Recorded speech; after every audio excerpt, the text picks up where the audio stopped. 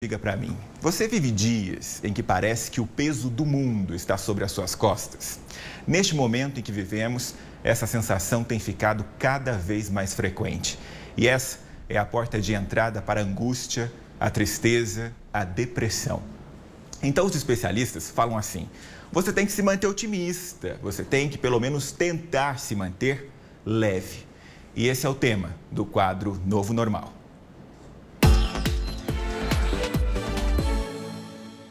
Meu convidado de hoje é conhecido pela irreverência. Jornalista mineiro, conquistou o Brasil inteiro dividindo com o público a busca por saúde. Em um momento tão pesado como esse que estamos vivendo, não existe alguém melhor para falar sobre leveza do que Fernando Rocha. Bem-vindo ao quadro Novo Normal, Fernando. Opa, muito obrigado. Uma honra estar participando com vocês, compartilhando um pouquinho da nossa experiência, nossa casa, que também é o mundo. E, portanto, é casa de todo mundo. Estamos todos em casa e todos juntos, né, Gustavo? É isso aí. Eu estava falando sobre a sua personalidade, né? Leve. Mas a gente sabe também que é justamente essa personalidade leve que te custou caro muitas vezes. Você acha que, apesar de tudo, é possível manter a leveza ou não?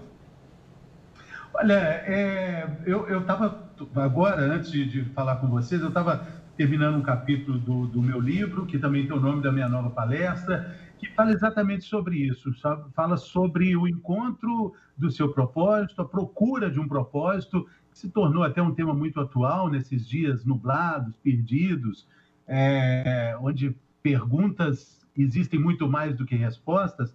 A palestra fala sobre isso, como ser leve em um mundo pesado. E eu acho que uma das questões que ajudam a ser leve em um mundo cada vez mais pesado é você ter um entendimento melhor do que é o seu propósito, do que é a razão de você levantar todos os dias, o que faz o seu olho brilhar, o que te dá energia, o que te dá alegria para seguir adiante, né? Um dia de cada vez, com a vida sendo todo dia. Então, eu acho que o propósito é um ingrediente importante, um cimento para montar esse tijolo, o alicerce dessa construção da vida de todo dia, principalmente agora. Sim, você trabalha há algum tempo com o tema, né, saúde, e durante essa pandemia você considera mais difícil manter a saúde do corpo ou da mente? Puxa, eu acho que existem fases que a gente atravessa. Eu encaro esse período de quarentena, que na verdade já ultrapassou a cinquentena, né? Estamos aí quase 70 dias de confinamento, não nos isolando, mas nos salvando, né? Entendendo o que está acontecendo. Acho que num primeiro momento existia assim quase foi uma fase, apesar de toda a seriedade, mais romantizada. Puxa, vou fazer isso, eu vou resolver tudo, eu vou ler todos esses meus livros aqui, eu vou arrumar essa estante, eu vou resolver a vida, resolver e reinventar o mundo. Foi passando o tempo, a gente viu, puxa, não vai dar para fazer isso. Nesse primeiro momento, eu acho que foi mais fácil e mais entusiasmado, um período entusiasmado para fazer ginástica. A gente dançava mais, a gente estava mais assim, animado. Com o desânimo, passou a ser mais urgente, mais emergente. O desânimo, assim, era da obscuridade, né? Das respostas, das possibilidades. Você não entender quando é que isso vai terminar. Não existe realmente uma previsão real, uma previsão sã, otimista ou pessimista que seja, mas ninguém arrisca dizer nada sobre quase nada envolvendo o vírus, né? Isso vai dando uma falta de perspectiva, que vai dando um desânimo que afeta principalmente nossos músculos. Hoje uma queridíssima médica amiga recomendou um artigo de um fisiologista dizendo, antecipando uma próxima pandemia, entre aspas, porque não tem essa letalidade, nem essa periculosidade, da falta de atividade física. A gente vai sair de uma quarentena com muitos problemas de massa magra faltando, sarcopenia, enfim, problemas sérios de falta de atividade física, que em algum momento você fala, ai meu Deus, eu estou desanimado, eu estou complicado. Hoje às 7 horas, por exemplo, eu faço tenho uma reunião também com o Dr. Nabil Goraev, falando sobre isso, como é que as pessoas vão poder fazer atividade física nas academias, nos clubes, esportes coletivos, até nadar vai ficar difícil, porque ainda não se sabe o comportamento do vírus na água. Sim. Está entendendo como é que é difícil? É muito complicado. Essa, aliás, é o tema da minha pergunta aqui. No seu livro aí, né, Na Medida do Possível, ou quase, você escreve sobre o seu processo aí de emagrecimento e tudo mais. O que eu queria saber era justamente isso. A questão do peso é algo superado ou ainda não para você? Não, o peso é a eterna vigilância. O preço da liberdade é a eterna vigilância. É uma luta constante, principalmente nesses dias. Assim, a gente nunca descuida do nosso saldo no banco, seja ele positivo ou negativo. A gente tem que sempre olhar por que a gente vai descuidar do peso, por que a gente vai deixar de olhar a balança, a não ser de algumas questões estratégicas, tipo, eu vou ficar uma semana, não vou olhar, mas esse acompanhamento é vital, primordial, principalmente agora, falando sobre essa volta, né, depois da quarentena. Eu estava vendo no jornal hoje dizendo que em Manaus as pessoas, os repórteres que foram cobrir ali, até uma eu gosto do mineiro que ele ri antes de terminar a piada, já percebeu, né? Mas vamos lá, o que aconteceu em Manaus? O bom piadista, que no caso não sou eu, ele ri da piada sendo contada por ele, né? Não, em Manaus tinha uma rua lá que chama Bate-Palma, Rua da Palma, Rua da Bate-Palma, e que o povo mais notou na volta ao comércio foi que as clientes e os clientes estavam bem gordinhos. Sim. Viu? Estavam muito gordinhos. Você imagina o cara fazer uma reportagem só para dizer isso, assim, como é que a percepção dos vendedores, esperando os clientes, falar, todo mundo voltou mais gordinho e tudo. Será que vai ser todo mundo assim? Viu? Mudando de assunto agora, mas ainda sobre a questão da pandemia, sempre, como jornalista agora, Fernando, de 0 a 10, qual foi o nível de surpresa com a pandemia do coronavírus? Foi realmente algo além do imaginado, né? Sabe que jornalista é metido a sempre ter o controle da situação, a acompanhar, a imaginar como vai ser. Você também foi pego de surpresa ou é algo que dava para prever, que realmente é cíclico, que acontece de tempos em tempos, ou essa pandemia, ela é diferente, o impacto dela é diferente? Você já sabe a resposta, né? Acho que só o Bill Gates, né, imaginou que isso ia acontecer, né?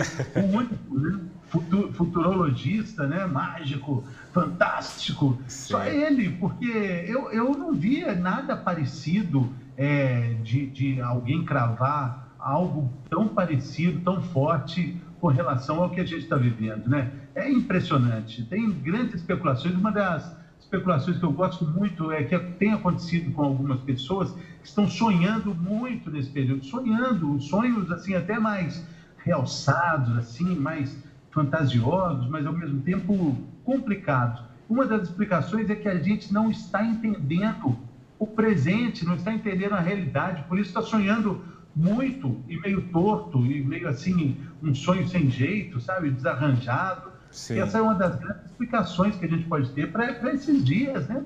Sim. Que são completamente fora da ordem.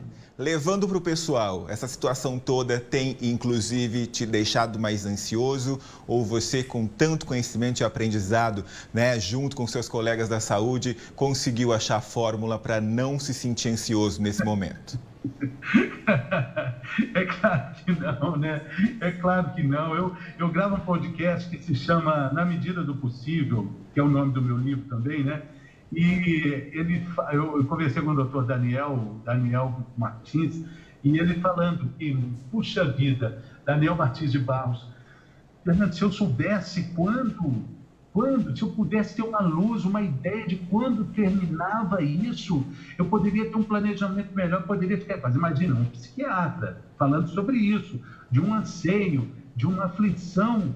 Você imagina se os psiquiatras estão assim, imagina a gente, que é normal, assim, a gente é cliente deles, né? Você imagina. É muito difícil, né? Pois é. Viu? Na sua visão, então, é o mote aqui, né, dessa temporada de entrevistas. O que seria, né? Muita gente já está contrário, avesso com esse termo, mas na sua visão, o que seria esse novo normal? Ele existe ou é só uma expressão que a gente usa para, como você disse, romantizar essa situação? Muito legal, Gustavo. É muito bacana você falar sobre isso, porque desde que eu saí da TV Globo, eu comecei a fazer um programa na plataforma do Yahoo, que se chama É Normal. Logo depois que eu saí, claro, muito antes da pandemia, a pergunta é normal é uma pergunta que os médicos ouvem com muita frequência, dezenas de vezes nos seus consultórios. Então, o programa se chama É Normal justamente por isso, porque o médico, doutor, é normal? Está com a pele mais assim, está sentindo essa dor aqui, é normal? Então tá. Mas agora o É Normal tomou uma abrangência muito maior, né? Extrapolou os consultórios, extrapolou a área médica. E eu também fico me perguntando sobre isso e tenho conversado com pessoas de diversas áreas sociais tentando entender esse novo normal. De tudo isso, me chama a atenção muito a questão dos comportamentos sociais. Por exemplo, os aniversários, os casamentos, as festas. Aniversário mesmo de soprar o bolo. Até soprar o bolo não vai ser mais uma coisa normal, habitual, porque saem perdigotos na hora de apagar a velhinha, podem se esparçar, né? Podem ficar pulverizados. Então, como é que vão ser os aniversários? Você disse também, eu sou mineiro de BH dá 3 beijinhos, sim. Carioca 2, Paulista 1. Como é que vão ser os cumprimentos, né? Ontem também eu tive uma discussão na gravação do programa, um professor dizendo o nosso símbolo é uma estátua gigante com os braços abertos. Nós somos o povo do abraço, nós somos o povo do calor, da manifestação corporal muito forte. Como é que isso vai ser entendido por essas pessoas, pelas futuras gerações? E aí caminha mais um pouco comprar roupa. Como é que a gente vai comprar roupa agora? Como é que a gente vai experimentar uma roupa que já foi experimentada antes? A gente vai entrar numa cabine fechada e experimentar uma calça? Experimentar até mesmo um sapato? Será que a gente vai usar roupas apertadas? Porque esse período de apijamar-se já foi muito contundente na nossa vida. Então, a gente vai querer roupas mais largas? E onde é que elas estão? Como é que elas vão ser feitas? São tantas perguntas. Eu acho muito saudável programas assim, acho muito saudável discutir isso, porque é disso que vai sair a nossa composição, a nossa constituição dos dias futuros, né? Uma legislação, entre aspas, social, para que a gente possa conviver em harmonia e continuar amando as pessoas, continuar demonstrando afeto e carinho também. Ô, Fernando, muito obrigado pela entrevista, mas eu não posso deixar você ir sem fazer um desafio, porque é o seguinte, a gente está falando tanto sobre o que é ser normal, o que não é normal, se é ou não normal, a gente sabe que você é conhecido pela sua leveza e reverência, foi assim que eu te apresentei, e é o seguinte, eu quero aprender uma coisa, porque você não me conhece, eu te conheço, você não me conhece. Você sabe que eu também não sou muito famoso pela dança, porque eu danço muito mal. Eu não consigo fazer nenhum passinho de nada, de coisa nenhuma. Só que tem um passo que é seu. E eu gostaria de aprender, então eu desafio você a me ensinar o Tremelique Pudim, porque eu não posso ficar sem aprender esse passo maravilhoso, que talvez seja o único que eu consiga executar. Como é que é? Dá para fazer aí? Como é que é? Você está sentado? Eu estou em pé. Em pé. Isso. Eu estou sentado aqui porque ela é tão simples que não precisa nem de levantar. Ah, é? Ele é tão simples que você não precisa nem exatamente dançar. Como é que é? Dançar. Como você é que começa na música e vai levando ali. Então, imagina uma música, vamos supor... Não, a gente vai ver se a gente consegue colocar uma música qualquer aqui pra gente, né, pra facilitar.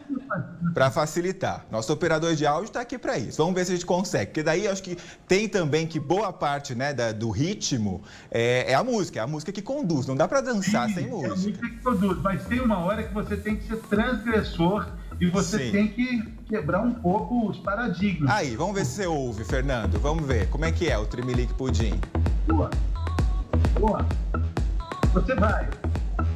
Tá indo? Beleza? Tô acompanhando. Até aqui eu tô acompanhando. De repente, você vai descontextualizar, vai ser a disruptura.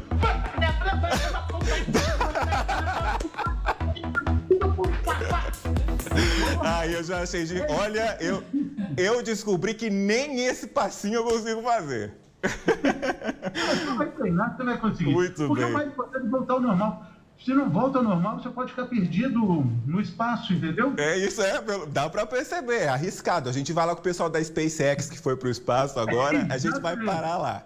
Viu? Exatamente. Fernando, que gostoso num momento tão delicado, tão difícil, a gente conseguir manter a leveza. Eu acho que eu acertei em cheio, porque era isso que eu esperava de você e foi uma entrevista maravilhosa. Realmente, muito obrigado pela gentileza de ter aceitado o convite. Eu que agradeço. Uma boa tarde. Nossa, uma boa tarde. Um bom período. Feliz 2021. É isso aí. Cancele e vamos começar de novo. Abração, gente. Tchau, tchau.